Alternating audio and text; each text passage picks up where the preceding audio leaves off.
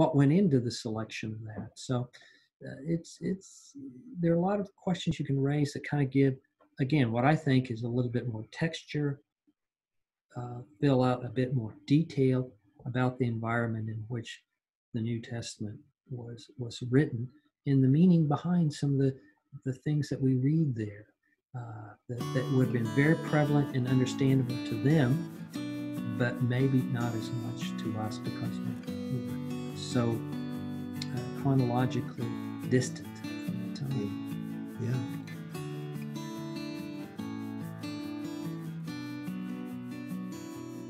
Welcome to Great Bible Teacher Interviews.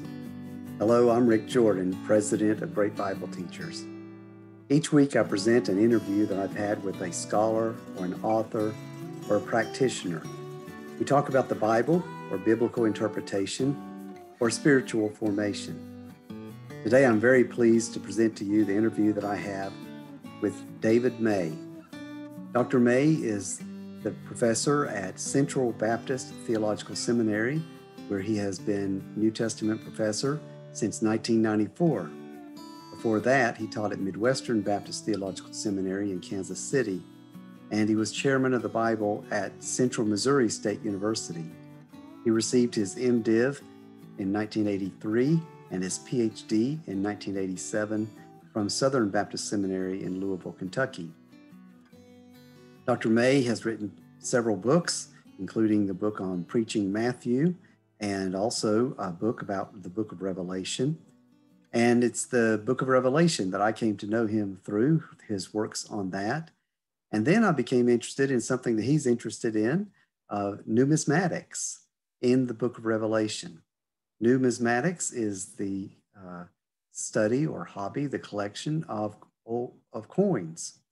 And so he has some very interesting insights to share with us about how ancient coins help us understand what was going on in the early Christian times. So I know you'll enjoy this conversation that we're having about coins and Christians. David, welcome to Great Bible Teachers. I'm so glad that you're joining us today. And we always ask, our first question is, who has been a great Bible teacher in your life and what made them that way for you? Well, thank you for the invitation to be here today. I appreciate the opportunity to share. Well, I've had many great Bible teachers in my life, from the time I was in Sunday school and church training and going up through college and into seminary. So it's hard to just find and think of one, but I will think and mention one person, and that is a man by the name of Bruce Molina. Bruce Molina was very influential for me, and it's not so much that I was able to sit under him as a student as I was to sit under him as a reader of his books. He published a book in 1981 called New Testament World, Insights from Cultural Anthropology. And that book forever changed my way that I read the New Testament. I have not read the New Testament the same since 1981. That this book is still being published now since 81, and this is 2020. That's almost 39 years or so. I mean, that's impressive. Most books go out of print pretty quickly, but that's because it is such a significant work. And Bruce Molina is the one who helped me see where the social and cultural world was a script by which one could read between the lines of the New Testament to understand some of the actions and behaviors and reasons people were doing the things that they do. So often when we read the biblical text, we can find answers to questions about who and what and where and when. These kinds of questions we can always answer by looking in dictionaries and encyclopedias. But of course, for me, one of the most important questions is why. Why do people do the things that they do? Why do the Pharisees act this way toward Jesus? Why does Jesus say this to the Pharisees? Why these conflicts?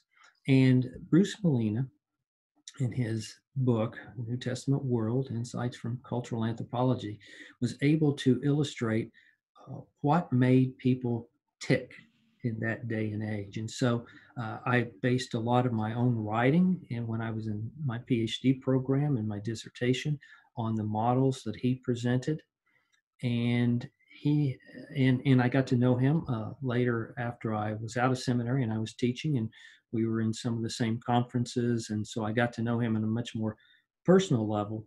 But he's always been a significant Bible teacher for me, not just that book, but the other books that he wrote and the other articles. So I owe him a great thanks in my own approach to reading the New Testament, especially. That's excellent. And I would second that. I've really enjoyed using him as a resource myself in curriculum writing. It's been just fascinating to like you say, learn the why of things. Very, very much so. You are a professor of New Testament, and you and I met because of a mutual friend, my pastor, your former student, Yes. Tyler Tankersley, as we were working on a study of Revelation and the book of Revelation. And then Tyler told me, and you and I had a conversation about the interest you have in the coins that were minted in the New Testament times, and what we can learn from those. So that's the gist of what we're going to talk about today. And I'm curious about what stirred your interest in this topic. Sure. There are a couple of things that got me interested in this world of numismatics, the technical term for the study of coins. One thing that got me interested was in 1985. I was working on my PhD, and I was doing some work away from the United States. I was in England, and I was in Cambridge, and I was doing some study, and I kept noticing that there were lots of ancient coins in these shops just everywhere around Cambridge. And then it struck me, of course, well, it makes perfect sense because England was part of the Roman Empire. And so you find coins everywhere there in England. And so I was fascinated by going into the shops and seeing these coins, and it got me thinking about a little bit about coins. And then I encountered again, it's reading kind of stimulates me in thinking in certain categories. And there was an article that came out that was a significant article by a man by the name of Richard Oster. And it was about numismatics as a window onto the ancient world. And he said, we haven't really explored one of these important windows into looking at understanding the ancient world of the New Testament. We haven't really explored it in a way that could give some depth and meaning and fill out some details about the ancient world. And so that book got me stimulated, or that article got me stimulated into thinking about, well, how could numismatics help us? And so from that point, I started doing a lot of research and writing into the particular area of numismatics. Now, I will say this about this particular area. And the reason a lot of New Testament people and biblical folks don't go into it, it's complicated. Numismatics is a discipline with its own language, its own background and history and detail, and it is a very complicated area. And New Testament folks have enough to kind of learn on their own in relationship to Greek and literary studies and historical studies, but to add a whole nother total separate discipline onto it, it's just a little bit overwhelming. And you always feel like you're a bit of an amateur, uh, tiptoeing through the world of numismatics and the coin language and lingo. So, but I spent some time studying and doing a little bit of extra research in that area. So those are the things that kind of got me interested in thinking, well, how can I work at applying this to reading the New Testament in a different way or from a different angle? A lot of times reading the New Testament, we read it from a literary perspective or we read it from a theological perspective. But what would happen if you read it from looking at the numismatics and what that might bring to looking and then reading it from a literary, theological, or historical perspective? So it just gives a different angle by which to read. That's pretty interesting. So it's almost like happenstance that you were in a shop in Cambridge and then you read this article, but then it kind of takes hold of you. It does. It just kind of, and that's the way I think much of my research has been. It's been a bit of curiosity, happenstance, but then in the process of putting some discipline to it. So I've often heard the description of curiosity as being disciplined exploration. And that's what took off for me when it comes to the study of numismatics and the New Testament. And I found not many people were doing it. And I always like kind of getting into an area that has not been a burned over district where so many people have done so much research, so much writing, there are so many books. I like to kind of find those paths that, in the words of Robert Frost, are not often taken, those paths in the wood. So that's another reason I kind of enjoy getting into this area. Yeah, yeah. So when I was a child, I used to love coins and collected coins. And when anybody would travel, I'd ask them to, bring me some coinage back from wherever they were. And the coins were, pretty, beautiful, as far as like little tiny works of art. But later, as I grew and matured, I guess, and gained a little more insight, I also realized that the coins are pieces of propaganda, if you will. I mean, they've got messages to them beyond just this is a pretty bird in our country, that type of thing. What kind of messages are there in coinage that are kind of common, I guess, from maybe one coin to another, one era to another? Are there things that are common, or I think I'll just leave it at that and just ask you that. Sure, there are. One of the most common things related to the coinage in the ancient Roman Empire, one common thing that really stands out, and that is how ubiquitous, how widespread it was in the ancient world.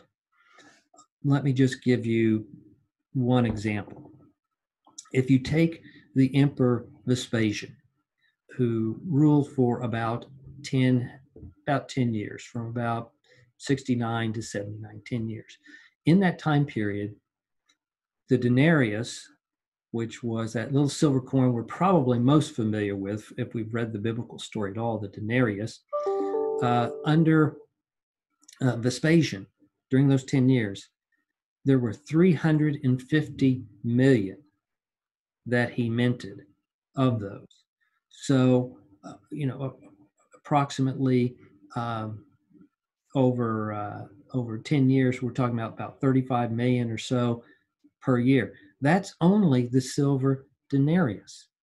It doesn't deal with the gold coins, the variety of different bronze coins. The minting was going on by the millions, by the hundreds of millions. And so these coins, one of the things that's common about them is that they were so common. They were everywhere. Everyone would have been familiar with them. Everyone would have touched them. You might not have touched the gold or the silver, but you certainly would have had and touched the bronze. And those are just coins that were minted by the official Roman mints. Every large city of any size also minted coins. So those were city coins. And then local client kings like Herod the Great, he minted coins in his small fiefdom, kingdom. So you've got these coins just everywhere. I don't think people realize sometimes how ubiquitous, that term that I've used, they flowed through every point of society. And so that is one of the most common elements among these coins.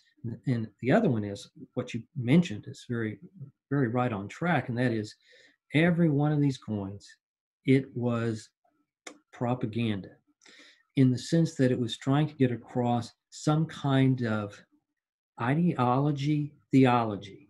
And I always would put those two together, ideology, theology, because they're trying to get together some kind of religious symbols or religious images across to the folks also. So there was this propaganda.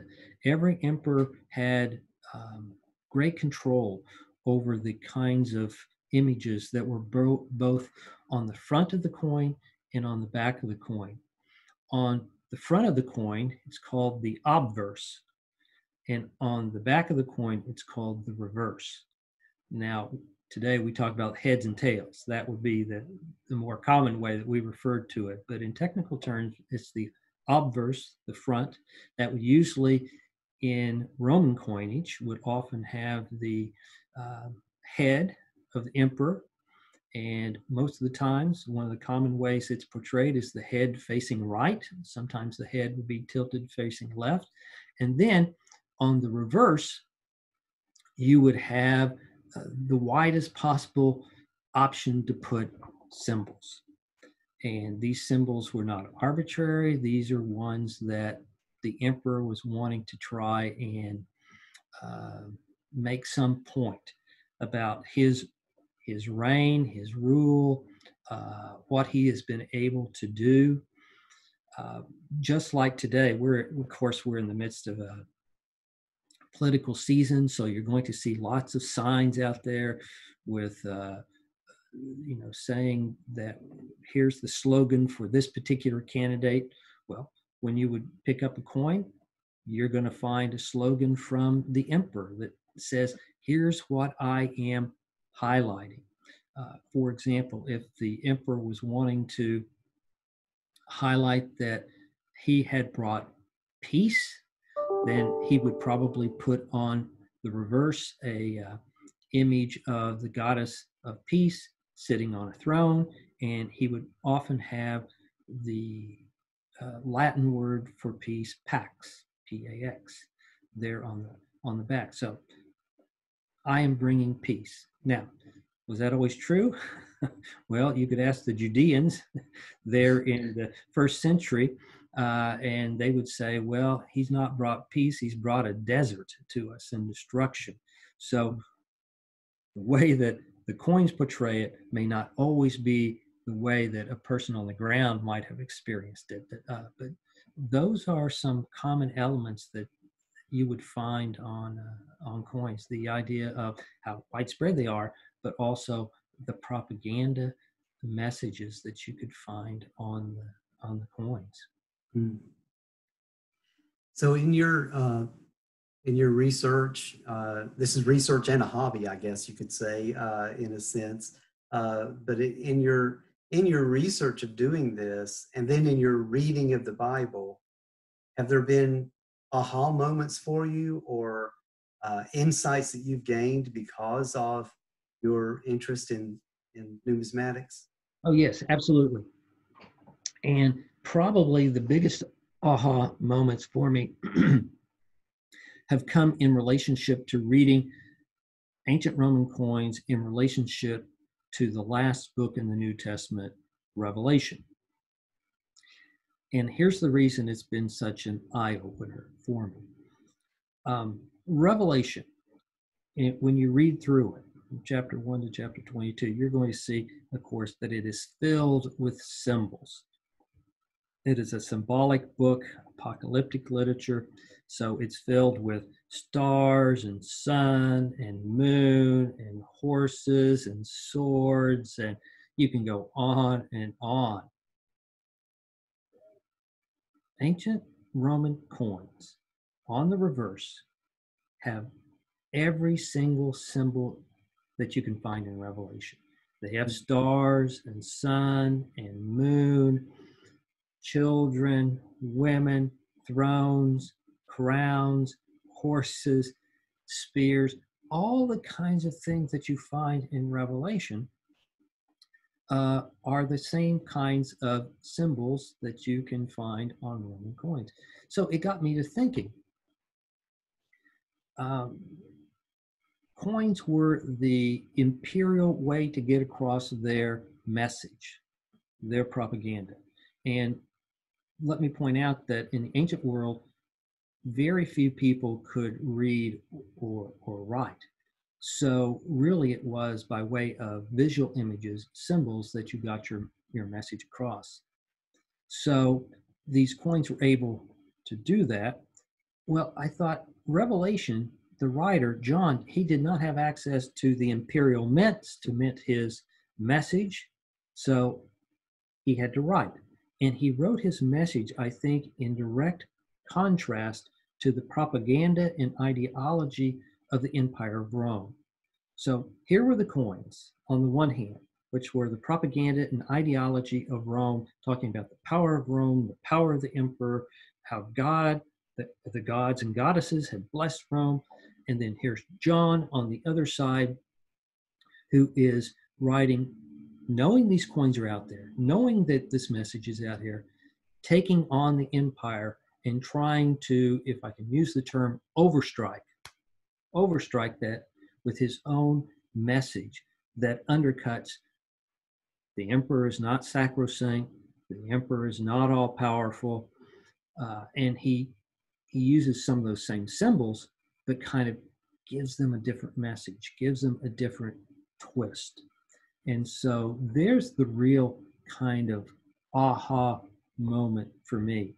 If the emperor portrays himself sitting on a throne, which frequently he did on these imperial coins on the reverse, often with symbols of power surrounding him.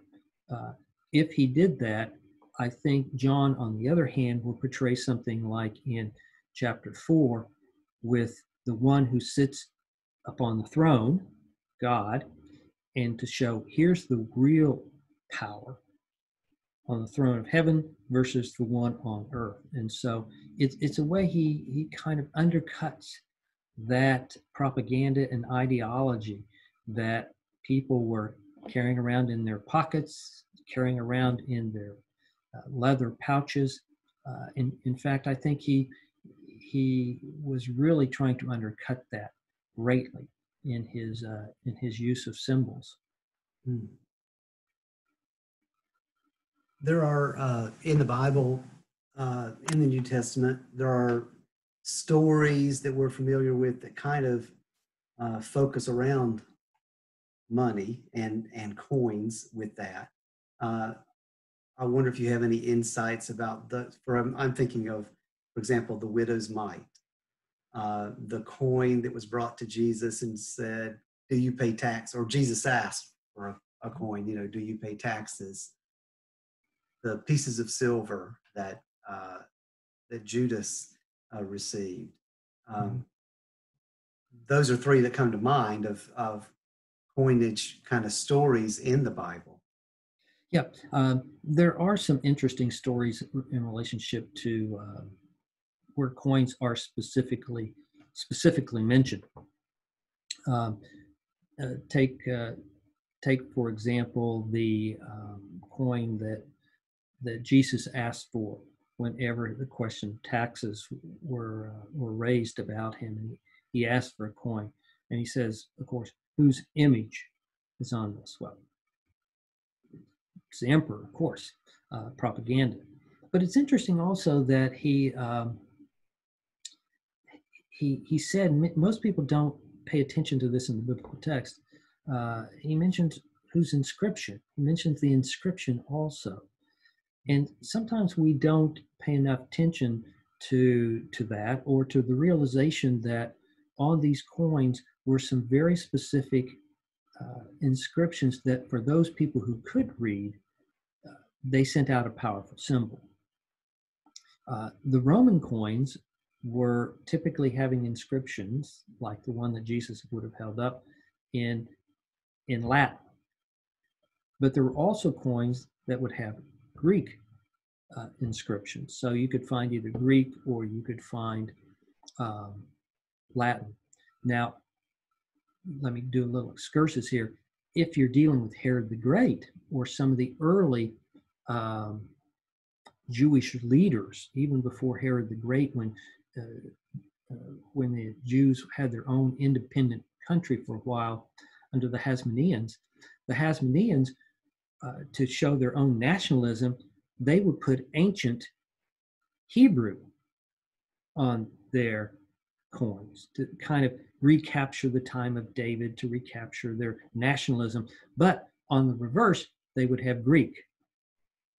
So it was a bilingual coin, which shows you that this country was kind of, or this nation of Israel was kind of a bilingual place, trying to have nationalism, but with the realization that Greek and Hellenization had infiltrated all that nation. So, but back to thinking about the coin that Jesus had.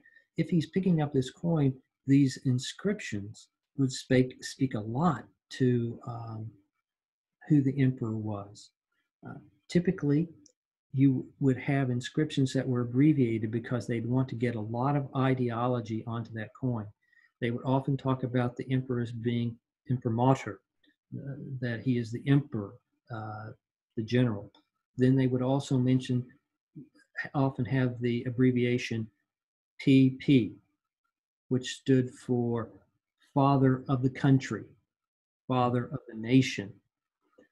Then he was often a consul, which is an honorary position there in Rome. They would have that title. So you would have title on top of title, on top of title, on top of title. So the importance of the name that is above every name, the names and titles that one has are so significant. And if you have those on coins, you can also see that in the New Testament in relationship to the titles that are given to Jesus.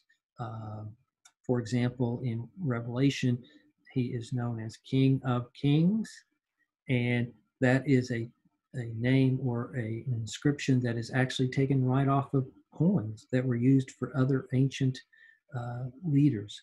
So when you begin to look at these stories and you kind of probe them and bring the coin in and begin to look and think about its history and background, you can see a bit more of the depth there.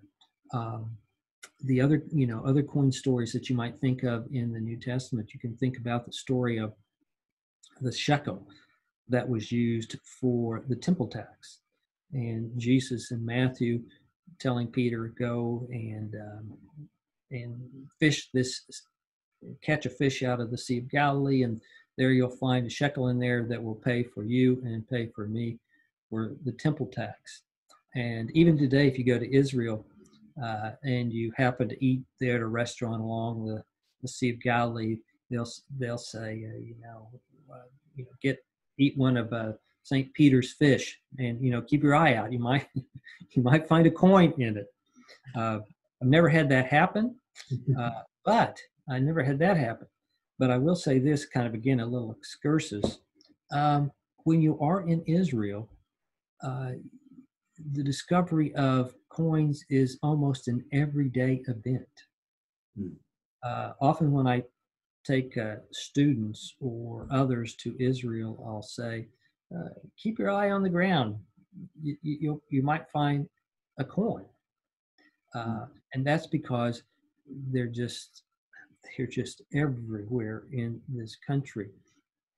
And they range from Roman coins to to Byzantine coins, to Islamic coins, because so many different groups have passed through, have had authority and rulership over this small area of Judea.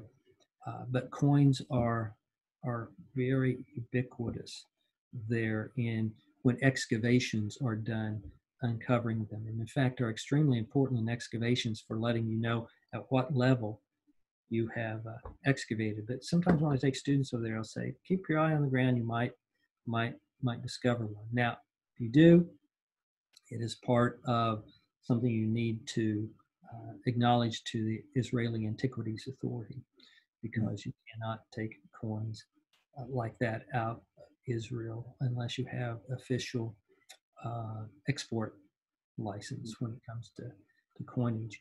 And I might make again kind of a little excursus, kind of thinking about a lot of different things here. One of the things that one has to be very cautious about numismatics and its study is a lot of looting is done in relationship to coins, and especially ancient coins. And the studies that I do, almost all of the studies that I do, can be done with the books that have coin images in them. So I don't have to have the coin in my hand. There have been enough resources and reference books that have been done, some just marvelous, done by the British Museum Catalog. It's one of the largest multi-volume sets that has both the reference of the coin and the images. So you can do a lot of work just with the references are out there. You don't need to have them. But what has happened is coins have become a very popular item to loot and to smuggle out of countries like Israel or Iraq, Iran, Jordan, different countries in the Middle East. And when that happens, that is always injurious to really the history of that coin, because oftentimes it is found in a particular setting, and you want to record that setting in which it was found, because that setting will give you some information about it. Was it found in a collection of other coins? If so, it's called a hoard. Now, what other coins were in that hoard? How big is the range? Do they range from 100 years or 200 years in this hoard of coins, or maybe just 50? Were these coins found in a house where destruction had taken place? So there's all kinds of information you can gather if you find them what is called in situ, in the original location. Unfortunately, folks who are wanting to make money, oftentimes these are individuals that are low income, they have poverty, and one of the ways that they feel like they can get some money, some income, is to dig at night, to dig at some sites, to find coins, and then to sell them, smuggle them out of the country to make money on it. Mm-hmm. Unfortunately, looting really does hurt the study of numismatics, and there are laws today that actually you cannot purchase any coin that you're not sure of its background before like 1973. So anything after 1973, if you're not sure of its background, you cannot buy, sell, or trade it. But so they're trying to get laws in the process for that. Mm-hmm. But so kind of a lengthy excursus on finding coins and people who loot coins. But Peter found his coin, of course, in the mouth of this fish. Interesting enough, the coin that he found is not a Greek coin, it's not a Roman coin, but it is what is referred to as a shekel. It is the one coin that was allowed to be used as part of the temple tax. And part of the reason is because of the purity of silver that was used. And it was minted in Tyre, and some people speculated there might have been a mint also in Jerusalem, but we know that there was a mint for these particular shekels in Tyre. Now, if it's being minted in Tyre, that is not necessarily a Jewish stronghold. And in fact, on the coins, there was a pagan figure on the obverse, but it was allowed. It was allowed because of its tradition and because of the purity of the silver. So it's kind of interesting that it's not the kind of coin that you would typically think of as being used for a temple tax. But not only do you have Roman and Roman and Greek coins, but I might also mention that one way that you would always exert yourself and highlight that you're independent and that you're free and that you resist Rome is by minting coins. So take, for example, that most crucial time period of AD 68 to 70 to 70 to 70 to 72, in that area of the Jewish revolt. When the Jews revolted, what did they do? One of the ways that you speak about resistance to Rome is you resist the propaganda of their money. They began to mint their own coins. So in 69, 70, 71, and 72, you began to have the minting of bronze coins and also silver coins that could be used. So for about 4 years, there were coins that were minted by the Jewish rebels and were used economically to resist Rome. So and the images on those coins were, of course, ones that would not be offensive to Judeans. They were images of grapevines, of vases. So they would use sometimes images that would, of course, not be offensive, but the slogans they would put on these coins, they would be slogans of freedom. For example, for the freedom of Zion. Those are the kinds of slogans that would be on these coins, so they would be inspiring people. But every time there was a rebellion against Rome, you would have that kind of propaganda that would be minted. In 135, you have the rebellion by Bar Kokhba against Rome, and one of the first things they did? They minted coins, and he would put palm trees on them, palm trees or palm branches. That would be like putting an American flag on our coins today. It's a very patriotic, a very nationalistic symbol. He had coins that had palm trees on them, and again, the slogans for the freedom of Zion. So very interesting how people would find these as a number one medium to get across their ideas. Again, most people didn't read and write. You didn't have books, and scrolls were not as widespread as they are today. So how do you get your message across? You do it with these coins. And I've even seen these coins where they would take them and put holes in them. And they would hold these coins in order that they could wear them. And it's a way to kind of keep the memory alive. And I've seen some of these, especially related to the rebellion in the first Jewish rebellion and then the second Jewish rebellion under Bar Kokhba. I've seen them with holes in them. I've always thought that it may have been a way to kind of remember this failed rebellion and to kind of keep it alive in your heart, that you would wear these coins as kind of mementos or memories of that event.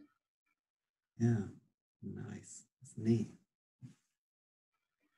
Was there anything I should have asked that I did not ask about uh, about numismatics and the Bible, or anything else you'd like to add?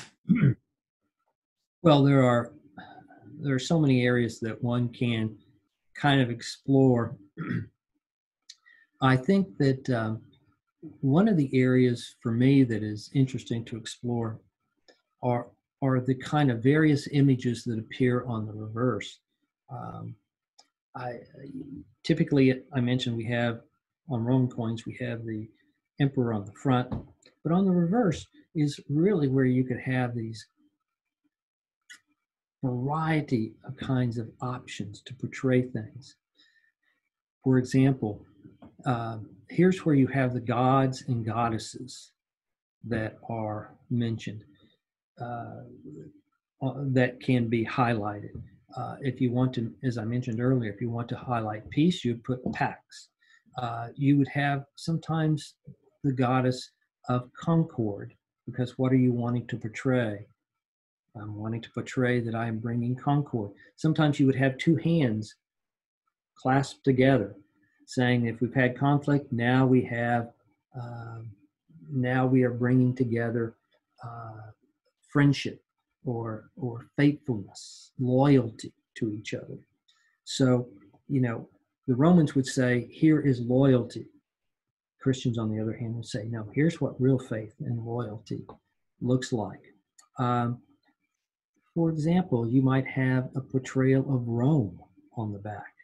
And you've heard of Rome as the eternal city. It's one of those phrases that sometimes we use. And on the back of coins, you would have this woman who is symbolized as Rome. And underneath it would be eterne, eternity. Well, as I mentioned in Revelation, I think John is trying to undercut that belief.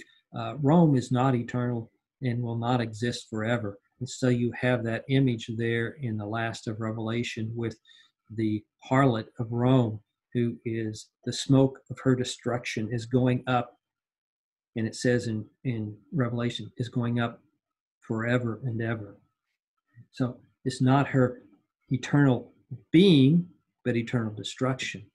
So I think those images on the back, when you take time to read into the history and the background of them, they can give some fascinating insights into what one group is wanting to portray, what another group may be attempting to resist or to undercut. And then there are always those coins that commemorate specific events that we're very familiar with in the history of the Christian faith. For example, I already mentioned this destruction of Jerusalem in AD 68, 69. From my own perspective, I think it's one of the most crucial events that happened in the first century. Outside the death and resurrection of Jesus, the destruction of Jerusalem and the temple was just the event. If you had to say what event in the first century forever shook people, that was the one event that impacted. And of course, on coins, this event was depicted for over 10 years. For over a decade, they would portray Vespasian, his son Titus, and then his son Domitian on coins on the front, but on the back, they would have an image of a mourning woman with her hands bound, her head bowed, and with shields around her, symbolizing the Judah captive. In fact, that was the title that was used on these coins, Judah captive. And you can imagine how that would have made people feel to have had to use these particular coins to buy and sell and trade. And each one was highlighting your defeat, your destruction. So coins were often used to highlight particular military events, particular things that had happened. And so we can kind of peg them to some historic events that took place in Judea, in that geographical region, and events. And that's one of the big ones. Right. you're starting to kind of team up with some other scholars who have similar interests. And Yeah, that's correct. I was just curious about how that's going, what you anticipate may result from that. Yeah, it's a very, very good question. I'm kind of excited. There are a few of us scattered around in different places who have seen this as a way to examine the New Testament. One of my friends, who I am working with now, is a professor at Australian Catholic University in Melbourne, Australia. His name is Michael Theophilus. It's a great last name, isn't it? Theophilus. And for example, he's just finished a book on looking at the inscriptions and the words that are used and how those words might help us from a lexical perspective, a dictionary perspective, to understand some of the words in the New Testament we're not quite sure of. And so he's done a very fascinating study on that. So Michael and I are together part of a group that is meeting once a year at the Society of Biblical Literature meeting. And we are bringing together scholars who are interested in exploring numismatics and the study of the New Testament in its context. And so we will have a series of papers and presentations that will be taking place in November. This year, our meeting is going to be virtual because of the pandemic, but it is what's called a consultation, which is in the Society of Biblical Literature means it will go over the next 3 years and may extend beyond that, but we know for the next 3 years. So bringing like-minded people together, looking at the variety of different ways that we can use numismatics and kind of get a handle on this field and the methods that are used, and so I'm excited about what possibilities might happen, so that we're not kind of all individually kind of out there doing our own little things, but we've got a group now that's kind of come together that we can maybe publish together and kind of give a little bit of definition to this field. Yeah, there's fascinating kind of studies, just if people will look back. But you're right, we take it kind of for granted, because how frequently has someone taken a coin out and really spent time kind of looking at the images, the phrases on your dollars or your $5 or your coins themselves. So it's rare. The state quarters is a kind of an example of where, we have changed the images. Typically, our images stay pretty static for a long time here in the United States. But, the state quarters, what does that say about each state? Well, they've tried to pick a symbol that says something about that state. Well, why that symbol? Why not another symbol? And what went into the selection of that? So there are a lot of questions you can raise that kind of give, again, what I think is a little bit more texture, fill out a bit more detail about the environment in which the New Testament was written, and the meaning behind some of the things that we read there that would have been very prevalent and understandable to them, but maybe not as much to us because we're so chronologically distant from the time. Yeah. I'm sure you enjoyed that interview with Dr. David May from Central Baptist Theological Seminary in Shawnee, Kansas. If you would like to hear more interviews or learn more about the Bible, I invite you to sign up for the e-newsletter from greatbibleteachers.com. Go to our page on the right-hand side. There's a little column you can go to, enter your name and email address. You'll receive an email when the blog comes out that week about the Bible, or you'll also receive a email about that week's interview. So I invite you to sign up. You may also want to subscribe to the YouTube channel that Great Bible Teachers has. You'll see on the button on your screen now how you can subscribe to that. Thanks for joining us.